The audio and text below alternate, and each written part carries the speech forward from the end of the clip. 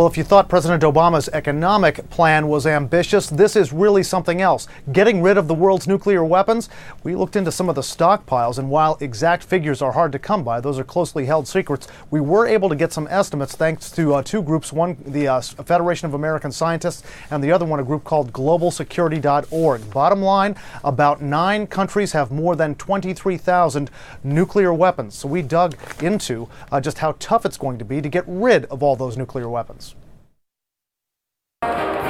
The president himself says he's not naive about his plan to eliminate the world's nuclear weapons. This goal will not be reached quickly, perhaps not in my lifetime. But on the way, what's realistic? We asked experts about the president's goals. One is reducing current stockpiles of nuclear weapons, and within that, we will negotiate a new strategic arms reduction treaty with the Russians this year. Experts say that may be the most realistic goal. The Russians have already indicated that they are willing to negotiate with the U.S. to reduce their nuclear stockpile. But other ways of getting countries to reduce their arsenals will be tougher. The United States will seek a new treaty that verifiably ends the production of fissile materials intended for use in state nuclear weapons. The states that still are producing material for weapons, which is primarily India, Pakistan, Israel, and North Korea, are not interested in participating in such an agreement. Another goal is to prevent those who don't have nuclear weapons from getting them. To achieve that, tougher inspections and penalties, and an international fuel bank so that countries can access peaceful power without increasing the risk of proliferation. The fuel bank already exists on a pilot scale. That's already been funded and set up. The final piece, locking down vulnerable nuclear material so terrorists don't get it. That, experts say, will also be very hard to achieve. Almost every country that has this kind of nuclear material regards its specific procedures for how that material is protected and secured from theft as being closely guarded national secrets.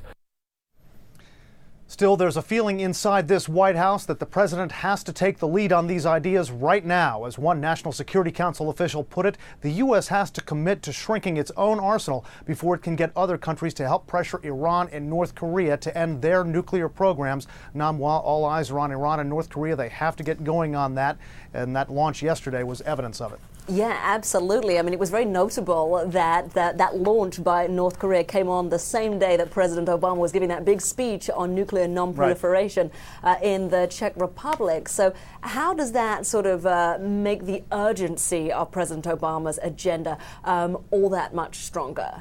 White House officials admit that the timing of that was, kind of did strike the right tone in getting the sense of urgency out there. Now, the Koreans and the White House will tell you that the timing was not was pretty much coincidental. I mean, the Koreans had planned this for around this time because of the weather. They thought that the weather would hit, so it was coincidental. But the White House didn't waste any time in striking the message that, look, this launch yesterday, the successful launch of that long-range missile, does strike the tone that this has to be done, that North Korea and Iran have to be pressured into giving up their nuclear programs, and it's going to take a worldwide effort to do that. That's why President Obama wants and needs the help of a lot of other nations, Russia and his European allies in particular, to get that done. We do notice this great change of tone, though. Of course, under President Bush, North Korea, Iran, part of the axis of evil. Right. Now, President Obama saying, well, negotiations might be possible with Iran.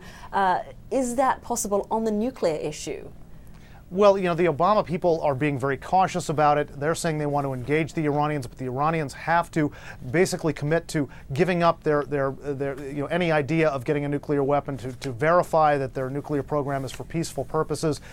Whether we get to the point where the Obama team will actually sit down with any Iranian leader and talk about the nuclear issue directly, that's probably still a long way away, but the willingness to do it is an opening, and you can bet that back channels are being worked to try to get that done.